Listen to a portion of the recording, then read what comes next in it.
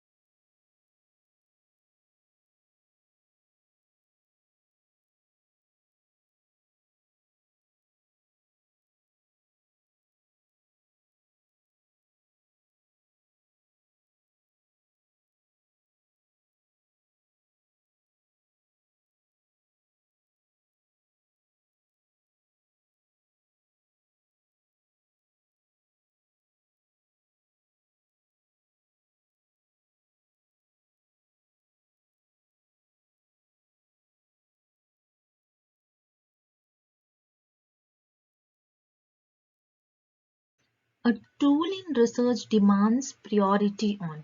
ठीक है, तो यहाँ पर हमें कुछ रिसर्च के टूल्स दिए गए हैं और यू कैन से रिसर्च के कुछ कैरेक्टरिस्टिक्स दिए गए हैं। तो यहाँ पर जो मेन है, जिस चीज पर हम रिसर्च में किन टूल्स को ज्यादा प्रायोरिटी देते हैं, डिमांड किस चीज की है, तो हमें इस क्वेश्चन में ये बताना है। ठीक है, तो option is objectivity. Yes, objectivity जो है, ऑब्जेक्टिविटी यानी हमारे रिसर्च का एम क्या है। ठीक है, आप क्यों रिसर्च परफॉर्म कर रहे हो, उसका मोटिव क्या है, उसका एम क्या है, आपको क्यों परफॉर्म करना है, उसका ऑब्जेक्टिव क्या है। आप जो रिसर्च परफॉर्म कर रहे हैं उससे जो आउटकम्स आए हैं, क्या वो हमारी सोसाइटी के लिए बेनिफिशियल होंगे या फिर नहीं, हम क्यों परफॉर्म करें वो रिसर्च, उससे हमें कुछ बेनिफिट होना चाहिए।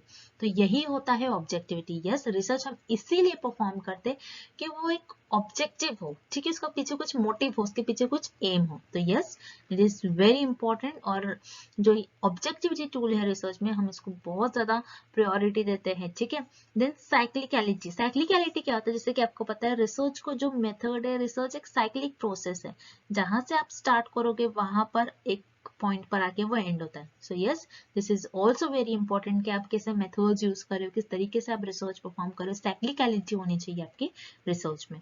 Then third is reliability. Reliability क्या होता है, याद रखना है, रिलायबिलिटी जो होता है आपका वैलिडिटी से अपोजिट होता है। रिलायबिलिटी का मतलब होता है आप मोर देन जो आपका जो भी आप एक्सपेरिमेंट्स परफॉर्म कर रहे हो, आप जो भी रिजल्ट लाना चाहते हो, आप एक से ज्यादा बार परफॉर्म करते हो। Okay, more than once. ठीक है, यानी आप जो, जैसे मान लीजिए फॉर एग्जाम्पल के थ्रू हम समझते हैं, मान लीजिए आप वेइंग मशीन से वेट कर रहे हैं।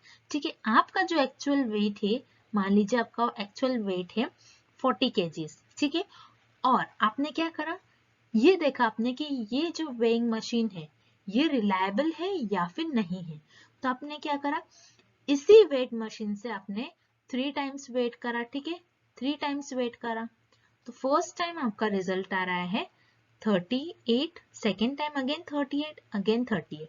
तो यहाँ पर ये जो रिजल्ट है, आपका जो वेट है ये प्रॉपर एक्यूरेट वेट तो नहीं दिखा रहा, लेकिन हर बार आप जब टेस्ट कर रहे हो तो ये क्या हो रहा है, आपका सेम रिजल्ट बता रहा है। ठीक है, लेकिन वैलिडिटी जो होती है ये इसका अपोजिट होता है। वैलिडिटी क्या होती है, जो आपका एक्चुअल मेजरमेंट है वही ये मशीन बताए, तब हम कहेंगे कि वो रिसर्च वैलिड है। ठीक है, रिलायबिलिटी यानी आप देख रहे हो कि रिजल्ट रिलायबल आ रहा है या फिर नहीं, आप बार बार चेक कर रहे हो उसको। ठीक है, ये होता है आपका reliability. Very important, again very important characteristics और very important tool in research. So यहाँ पर सारे जो है हम इसको रिसर्च में, सारे टूल्स को हम रिसर्च में हाई प्रायोरिटी पर रखते हैं। तो इसीलिए इस क्वेश्चन का आपका राइट आंसर हो जाएगा option D, all of the above. Next, the normal distribution is the one which the value of. तो यहाँ पर हमें क्या पूछ रहा है कि एक आपके पास एक जो डिस्ट्रीब्यूशन, एक नॉर्मल डिस्ट्रीब्यूशन है। ठीक है, वेरी इंपॉर्टेंट, हमें क्वेश्चन में क्या पूछा जा रहा है वो आपको समझना है पहले। एक नॉर्मल डिस्ट्रीब्यूशन है। ठीक है, अगर एक नॉर्मल डिस्ट्रीब्यूशन है तो उसमें, उस डिस्ट्रीब्यूशन में आपकी वेरिएंस, स्टैंडर्ड डिविएशन या फिर मीन, मीडियन एंड मोड, इसका क्या रिलेशन होना चाहिए, इसकी वैल्यूज क्या होनी चाहिए। ठीक है, तो नॉर्मल डिस्ट्रीब्यूशन क्या होता है आपको पहले ये पता होना चाहिए। तो यहाँ पर हम एक डिस्ट्रीब्यूशन ड्रॉ करते हैं। ठीक है, तो ये होता है आपका एक नॉर्मल डिस्ट्रीब्यूशन। ठीक है, इस डिस्ट्रीब्यूशन को आप क्या कहोगे, ये डिस्ट्रीब्यूशन क्या है, एक नॉर्मल डिस्ट्रीब्यूशन है। अब यहाँ पर जो सारे टर्म्स यूज करे गए आपके ऑप्शंस में, variance, standard deviation, mean, mode, median, तो ये सारे टर्म्स क्या होते हैं, आपको इसका मीनिंग पता होना चाहिए, तभी आप इस क्वेश्चन को सॉल्व कर पाओगे। ठीक है, तो ये डिस्ट्रीब्यूशन, डिस्ट्रीब्यूशन क्या होता है आपको पहले ये पता होना चाहिए। डिस्ट्रीब्यूशन क्या होता है, मान लीजिए हम क्या करते हैं रिसर्च में, पॉपुलेशन लेते हैं, पॉपुलेशन में से कुछ पार्ट लेते हैं जो कि हमारा सैंपल बन जाता है। ओके, पॉपुलेशन के कुछ पार्ट पर हम स्टडी करते हैं जो कि हमारा सैंपल बन जाता है। अब इसी सैंपल से हमको जो भी इंफॉर्मेशन मिलती है, उस इंफॉर्मेशन को हम क्या करते हैं, ग्राफिकल वे में रिप्रेजेंट करते हैं, उसी को हम कहते हैं नॉर्मल डिस्ट्रीब्यूशन। ठीक है, आई होप कि नॉर्मल डिस्ट्रीब्यूशन क्या होता है सभी को क्लियर है। देन अब उसके बाद यहाँ पर आपको देखना है इस डिस्ट्रीब्यूशन में फर्स्ट हम ऑप्शन देखते हैं जिसमें जो टर्म्स यूज करे गए, वेरिएंस एंड स्टैंडर्ड डिविएशन। तो पहले हम देखेंगे स्टैंडर्ड डिविएशन क्या होता है। स्टैंडर्ड डिविएशन यानी यहाँ पर आपका सेंट्रल में मीन होगा, यानी आपकी ज्यादातर वैल्यू जो आपके इस डिस्ट्रीब्यूशन की है इस पार्ट पर लाई करेगी। ठीक है, तो आपका जो डेटा है इस तरीके से स्प्रेड आउट है। ठीक है, तो स्टैंडर्ड डिविएशन बताता है आपका डेटा मीन से कितना स्प्रेड है। ठीक है, तो ये होता है आपका स्टैंडर्ड डिविएशन। अब वेरिएंस क्या होता है? वेरिएंस जो होता है आपका ये होता है स्टैंडर्ड डिविएशन का स्क्वायर। ठीक है, वेरी सिंपल। स्टैंडर्ड डिविएशन यानी आपका डेटा मीन से कितना स्प्रेड है। ठीक है, और वेरिएंस क्या होता है? स्टैंडर्ड डिविएशन का स्क्वायर। देन मोड, मोड क्या होता है?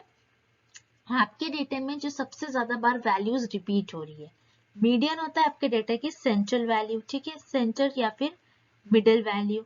एंड मीन क्या होता है? आपके डेटा का एवरेज वैल्यू। ठीक है, तो याद रखिएगा जब भी आपका डिस्ट्रीब्यूशन एक नॉर्मल डिस्ट्रीब्यूशन है तो देखेंगे आप, अगर मैं इस ग्राफ को दो इक्वल पार्ट्स में कट कर दूं तो ये मेरा हो जाएगा सेंट्रल पार्ट। ठीक है, ये मेरा क्या होगा? सेंट्रल पार्ट, जिसे हम कहते हैं मीडियन। मीडियन यानी सेंटर, तो ये हो जाएगा आपका मीडियन इस केस में।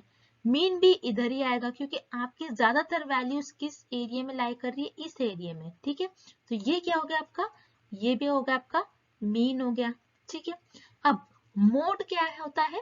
मोड कि आपकी ज्यादातर वैल्यू किधर लाई कर रही है। ठीक है, ज्यादातर वैल्यू यानी जैसे मान लीजिए आपके पास एक इंफॉर्मेशन, आपके सैंपल की इंफॉर्मेशन कुछ इस तरीके से कि आपने 7th स्टैंडर्ड के स्टूडेंट्स के कुछ अपने 5 स्टूडेंट्स के कुछ स्कोर्स लिए। किसी के 80 है, किसी के 85 है, एक स्टूडेंट्स के अगेन 80 है, देन दूसरे के अगेन 80 है और किसी का 89 है। तो जैसे कि आप देख रहे हो यहाँ पर इस डेटा में 80 जो वैल्यू सबसे ज्यादा बार रिपीट हो रही है, तो यहाँ पर लाई करेगी आपकी 80 वैल्यू। ठीक है, तो आपका जो है मोड भी इसी एरिया में लाई करेगा। तो याद रखना है जब भी आपका डिस्ट्रीब्यूशन एक नॉर्मल डिस्ट्रीब्यूशन हो तो उस केस में आपके जो मीन की वैल्यू होगी, मीडियन की वैल्यू होगी और मोड की वैल्यू होगी, ये क्या होगी? आपकी सेम होगी। ठीक है, तो इसीलिए इस क्वेश्चन का करेक्ट ऑप्शन हो जाएगा option C, mean, median and mode क्या हो गया इस केस में? सेम। ठीक है, नेक्स्ट। तो अगेन इस क्वेश्चन में हमें बताया जा रहा है कि पूछा जा रहा है कि मीन, मीडियन एंड मोड ये क्या होते हैं। ठीक है, सो मीन, ठीक है, मीन यहाँ पर क्या होगा और मीडियन एंड मोड ये तीनों भी क्या होते हैं? वेज ऑफ सैम्पलिंग होते हैं। नहीं, जैसे वेज ऑफ सैम्पलिंग का मतलब क्या हो जाएगा? Types of sampling. ये सैंपल कलेक्ट करने का मेथड नहीं होता है आपका। ठीक है, तो मीन, मीडियन एंड मोड क्या होते हैं? ये होते हैं आपके मेजर्स ऑफ सेंट्रल टेंडेंसी। ठीक है, यानी आपने जो भी इंफॉर्मेशन, जो भी आपके मेजर्स है, वो आप किस तरीके से आपको मिल रहे हैं वो मेजरमेंट्स। ठीक है, वो आपके ग्राफ की सेंट्रल टेंडेंसी को रिप्रेजेंट करता है। मीन कितनी ज्यादा वैल्यूज आपकी कहाँ लाई कर रही है। ठीक है, एवरेज वैल्यू, एवरेज स्टूडेंट्स की वैल्यू कहाँ लाई करेगी। ठीक है, फॉर एग्जाम्पल यहाँ पर हमने कुछ स्टूडेंट्स का अगर डेटा लिया है तो यहाँ पर मीन क्या होगी इस केस में? कि मीन आपकी एवरेज वैल्यू होगी, मीडियन सेंटर वैल्यू होगी, मोड सबसे ज्यादा बार जो रिपीट हो रही है। तो इसे हम कहते हैं मेजर्स ऑफ सेंट्रल टेंडेंसी, जो आपकी ग्राफ की सेंट्रल टेंडेंसी को मेजर करे। ठीक है, ना कि आपके मेजर्स ऑफ डिविएशन। डिविएशन यानी आपका ग्राफ किस तरीके से डिविएट है, क्या लेफ्ट साइड में डिविएट हो रहा है, क्या राइट साइड में डिविएट हो रहा है, तो उसे हम कहते हैं measures of deviation. Measures of control tendency no, यहाँ पर आप ये नहीं बता रहे हो कि आप किस तरीके से आपकी टेंडेंसी को कंट्रोल कर रहे हो। तो यहाँ पर जो है मीन, मीडियन एंड मोड जो है मेजर्स ऑफ सेंट्रल टेंडेंसी है। ठीक है, वेरी सिंपल क्वेश्चन। तो यहाँ पर ना ही वेज ऑफ सैम्पलिंग है, ना ही मेजर्स ऑफ डिविएशन है, ना ही मेजर्स ऑफ सेंट्रल टेंडेंसी है। तो इसीलिए आपके इस क्वेश्चन का राइट आंसर हो जाएगा option D, none of the above. ठीक है, next. A type of probability sampling method. ठीक है, तो यहाँ पर इस क्वेश्चन में हमें क्या बताया जा रहा है कि कौन से ऑप्शन में हमें दिए गए ऑप्शंस में से कौन से ऑप्शन में हमें प्रोबेबिलिटी सैम्पलिंग मेथड का हमें टाइप दिया गया है, ये आपको बताना है। ठीक है, जैसे कि आपको पता है सैम्पलिंग में 2 टाइप्स ऑफ सैम्पलिंग मेथड होते हैं। एक होता है प्रोबेबिलिटी मेथड एंड सेकेंड होता है नॉन प्रोबेबिलिटी मेथड। ठीक है, प्रोबेबिलिटी मेथड क्या होता है?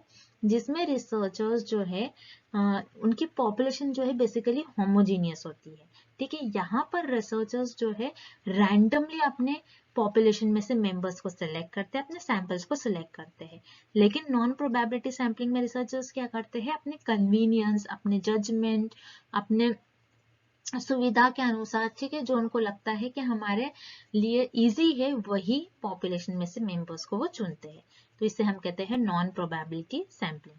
अब यहाँ पर जैसे कि आप देखोगे option B convenience, option C snowball and option D purposive, ये तीनों भी जो है ये होते हैं आपके non probability sampling.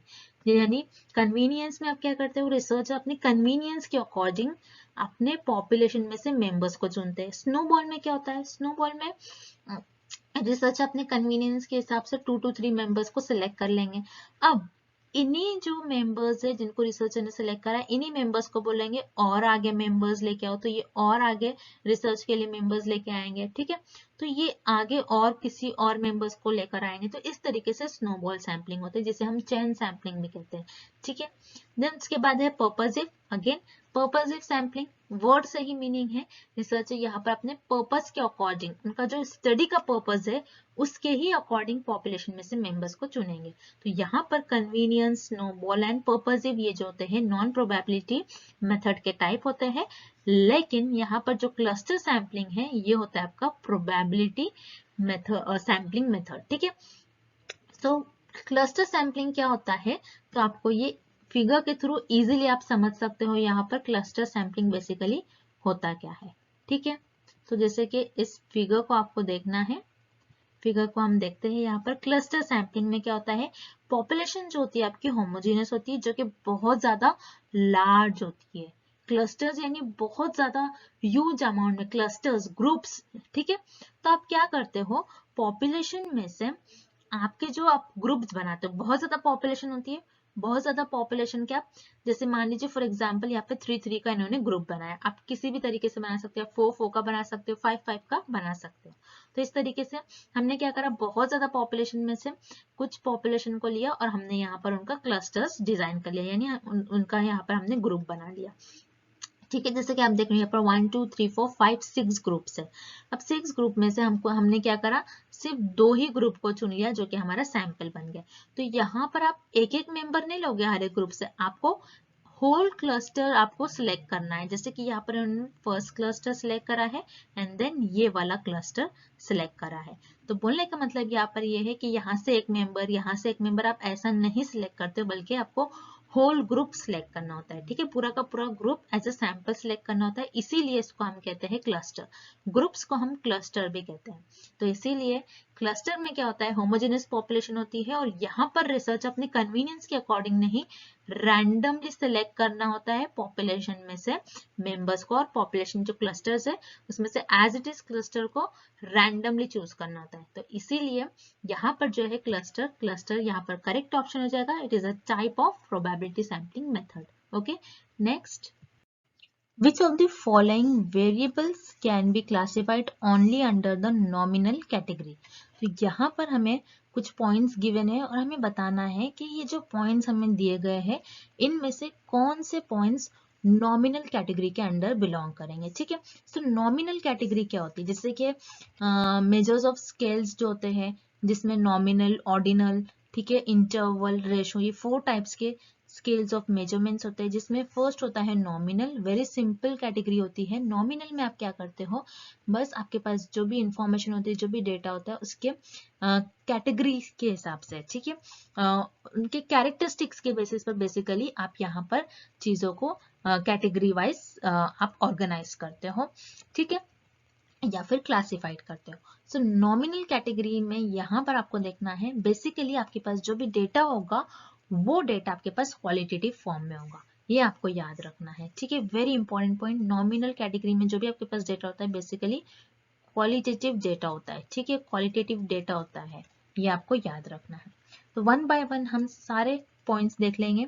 First is I colour. Yes, I colour जो है ये आपका नॉमिनल कैटेगरी में बिलोंग करेगा, क्योंकि आई कलर, किसी का आई कलर ब्लू है, किसी का ब्लैक है, किसी पर्सन का ग्रीन है, तो यहाँ पर आप क्या कर सकते हो, आई कलर की बेसिस पर पर्सन को आप क्लासिफाइड कर सकते हो। Then second is military rank. So जैसे कि आप देख सकते हो यहाँ पर रैंक वर्ड यूज करा गया। आप नॉमिनल कैटेगरी में रैंक नहीं दे सकते हो, बल्कि आप ऑर्डिनल में रैंक देते हो। तो यहाँ पर मिलिट्री रैंक जो है ये नॉमिनल कैटेगरी में बिलोंग नहीं करेगा। देन टाइप ऑफ चीज, ठीक है, सारे टाइप्स की चीज होते हैं, जैसे कि आपने सारे ब्रांड्स देखोगे, सारे डिफरेंट डिफरेंट टाइप्स की चीज होते हैं, डिफरेंट डिफरेंट क्वालिटीज के, ठीक है। तो आप टाइप्स ऑफ चीज यानी चीज के टाइप्स के अकॉर्डिंग आप चीज को क्लासिफाइड कर सकते हो। तो यहाँ पर option point number 3 is also correct, और पॉइंट नंबर 3 भी आपको नॉमिनल कैटेगरी के अंडर बिलोंग करेगा। देन पॉलिटिकल पार्टीज एफिलिएशन, ठीक है। पॉलिटिकल पार्टीज एफिलिएशन यानी पॉलिटिकल पार्टी है, डिफरेंट डिफरेंट पॉलिटिकल पार्टीज है, और डिफरेंट डिफरेंट पॉलिटिकल पार्टीज के डिफरेंट डिफरेंट ग्रुप्स है। तो आप क्या कर सकते हो, यस उनकी कैरेक्टरिस्टिक्स के बेसिस पर उन पार्टीज को आप क्या कर सकते हो, क्लासिफाइड कर सकते हो। तो यहाँ पर पॉइंट नंबर 4 भी आपका क्या हो जाएगा, नॉमिनल कैटेगरी में बिलोंग करेगा। तो इसीलिए यहाँ पर करेक्ट आपका ऑप्शन हो जाएगा फर्स्ट पॉइंट करेक्ट है, फर्स्ट, थर्ड एंड फोर्थ, ठीक है। तो फर्स्ट, थर्ड एंड फोर्थ ये आपको ऑप्शन सी में दिखेगा, तो इसीलिए यहाँ पर आपका ऑप्शन सी करेक्ट हो जाएगा। नेक्स्ट, तो यहाँ पर आप जो क्वेश्चंस देख रहे हैं, तो ये क्वेश्चन है आपका असर्शन एंड रीजनिंग से। तो इस टाइप के भी क्वेश्चन एग्जाम में आपसे पूछे जा सकते हैं, ठीक है। तो यहाँ पर आपको देखना है असर्शन क्या बता रहा है, the correlation coefficient requires that the underlying relationship between the two variables under the consideration is linear. Yes, यहाँ पर आप क्या करते हो, कोरिलेशन कोएफिशिएंट जो होता है उसमें आप किस तरीके से रिलेशनशिप बताते हो, दो वेरिएबल्स के बीच में एक लीनियर रिलेशनशिप।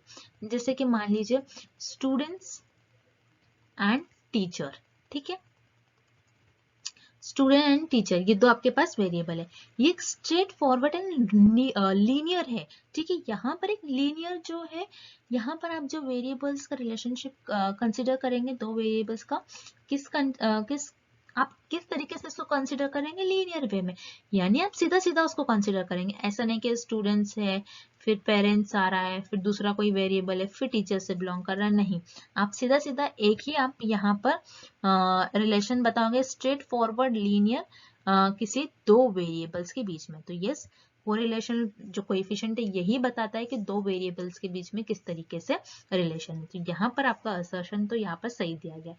देन रीजनिंग है, the correlation coefficient can only then theoretically assume that any value in the interval between +1 and -1।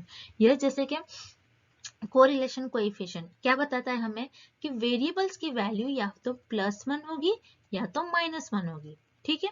+1 क्या होता है, +1 होता है परफेक्ट पॉजिटिवली कोरिलेशन, ठीक है, यानी वेरिएबल्स किस तरीके से एक दूसरे से कोरिलेटेड है, परफेक्टली, ठीक है। यानी अगर एक वेरिएबल इंक्रीज हो रहा है, दूसरा भी सेम डायरेक्शन में मूव कर रहा है, तो आप क्या कहोगे, ये जो दोनों वेरिएबल है परफेक्टली पॉजिटिव कोरिलेशन है, एक दूसरे से उनके बीच में किस तरीके से कोरिलेशन है, positive correlation. Negative correlation sorry -1 यानी क्या, negative correlation, okay, perfect negative correlation, यानी अगर आपका एक वेरिएबल ऊपर जा रहा है, दूसरा वेरिएबल नीचे की तरफ आ रहा है, यानी दोनों किस तरीके से है, अपोजिट डायरेक्शन में वेरिएबल्स मूव कर रहे हैं, तो आप उससे क्या कहोगे, नेगेटिव कोरिलेशन। तो यस, रीजनिंग में भी आपको जो सेंटेंस दिया गया है, it is also true, it is also correct, ठीक है। तो इसीलिए इस क्वेश्चन का आपका करेक्ट ऑप्शन हो जाएगा, आपका असर्शन भी सही है, रीजनिंग जो स्टेटमेंट दिया गया है वो भी करेक्ट है। तो इसीलिए इस क्वेश्चन का आपका करेक्ट ऑप्शन हो जाएगा, both assertion and reasoning are true. Okay, next question. So इस क्वेश्चन में हमें क्या पूछा जा रहा है, the distribution shown in the diagram indicates. So ये हमें कुछ इस तरीके से डायग्राम यहाँ पर दी गई है, और हमें बताना है कि जो डिस्ट्रीब्यूशन है ये क्या इंडिकेट कर रहा है, क्या पॉजिटिव स्क्यूड है, नेगेटिव स्क्यू है, नॉर्मल डिस्ट्रीब्यूशन है, या फिर इनमें से कुछ भी नहीं है। तो याद रखना है, जैसे कि आपको मैं सिंपल मेथड बता दूं, यहाँ पर आपका जो डेटा है, यहाँ से आपका डेटा लेफ्ट साइड की तरफ जो है ज्यादा झुक रहा है, यानी ज्यादातर वैल्यूज आपके इस रीजन में लाई कर रही है, ठीक है। अगर आपका जो डेटा है लेफ्ट साइड में ज्यादातर झुका हुआ है, तो उससे हम कहते हैं, उस डिस्ट्रीब्यूशन को कहते हैं हम नेगेटिव स्क्यू। और पॉजिटिव स्क्यू किस तरीके से, किस डिस्ट्रीब्यूशन को कहोगे, जो कि राइट साइड में स्क्यूड है, ठीक है, यानी राइट साइड में अगर आपका डेटा कुछ इस तरीके से, यानी आपका डेटा अगर आपका डिस्ट्रीब्यूशन अगर कुछ इस तरीके से होता है आपका डायग्राम, तो वो उस केस में होता है पॉजिटिव स्क्यू। और नेगेटिव स्क्यू हम क्यों बोल रहे हैं, क्योंकि यहाँ पर आपका जो डेटा है लेफ्ट साइड में ज्यादातर झुका हुआ है, लेफ्ट साइड में आपका डेटा ज्यादातर स्प्रेड आउट है, तो इसीलिए इसे हम कहते हैं नेगेटिव स्क्यू। और नॉर्मल डिस्ट्रीब्यूशन तो आप सभी को पता है, नॉर्मल डिस्ट्रीब्यूशन आपका कुछ इस तरीके से डेटा होगा। ठीक है, और डायग्राम होगी आपकी नॉर्मल डिस्ट्रीब्यूशन की। तो ये जो डिस्ट्रीब्यूशन है आपका, ये एक नेगेटिव स्क्यूड डिस्ट्रीब्यूशन है, क्योंकि यहाँ पर नेगेटिव साइड में आपकी ज्यादातर वैल्यू लाई करेगी। तो इसीलिए इस क्वेश्चन का आपका करेक्ट ऑप्शन हो जाएगा option B, negative skew. Okay, next, key characteristics of experimental research design are, ठीक है।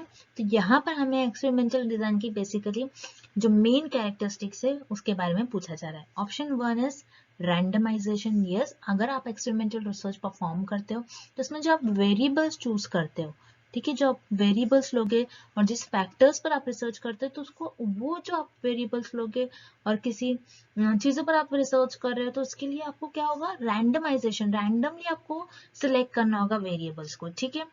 देन यहाँ पर आपका जो है second, control of extraneous variable. Yes, it is also an की कैरेक्टर ऑफ एक्सपेरिमेंटल रिसर्च, ठीक है। कंट्रोल ऑफ एक्सट्रेनियस वेरिएबल, जैसे कि आपको पता है जब भी हम रिसर्च करते हैं independent variable and dependent variable के बीच में, इंडिपेंडेंट वेरिएबल का हम इफेक्ट देखते हैं डिपेंडेंट वेरिएबल पर।